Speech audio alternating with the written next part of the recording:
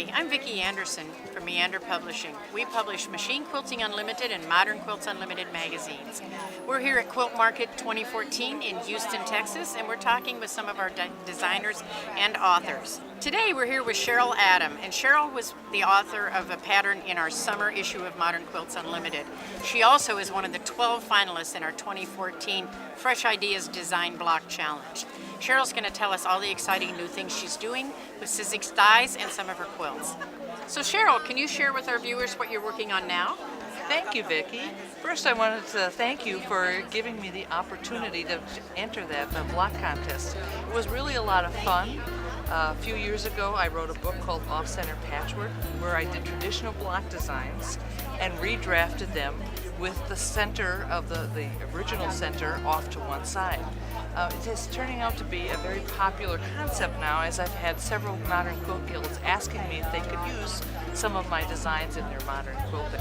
So it was really fun to be able to submit one to your magazine. Vicki, this is my summer project, and I decided to try something different, combining both wool and the die cutting machine. So I took nice Danny white wool, and I cut one of their big 10-inch circles from Sizzix, and then I found some of the dies are dies from the quilting, and some of them are dies for scrapbooking, but you can use them both on fabric, and cut all these little tongues. I made a very early decision not to put a typical penny rug has the tongues going underneath the circle, and I decided not to, but to embellish each of the tongues in a different way, so I could showcase all the beautiful Baldani thread that I had. And again, the same thing. It was a wonderful exercise in doing different stitches and trying different threads to make this little placemat for the table. Sizzix sent me this wonderful gear dies that they now have available, introduced at this market. I just thought it was such an interesting thing. I love steampunk, so what can I say? This is the quilt that I did for them, and it's kind of has that steampunk quality about it, with the colors and the way that it's done, looking like one of those old-fashioned machines that they use in the steampunk.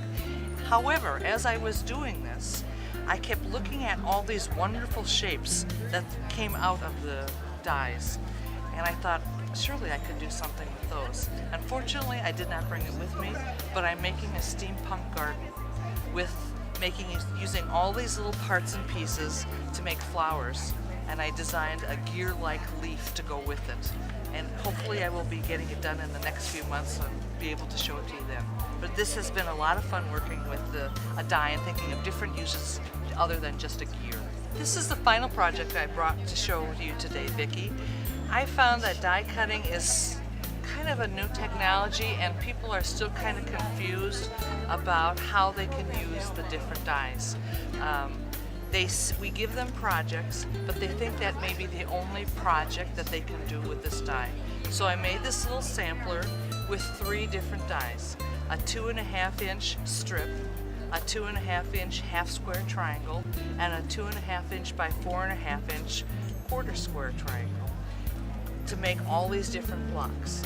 So as you can see, this is a half square triangle, the 2.5-inch that goes with the 2 by 4-inch quarter square triangle. These are easily shown as the 2.5-inch half square triangles. These are cut from the 2.5-inch strips.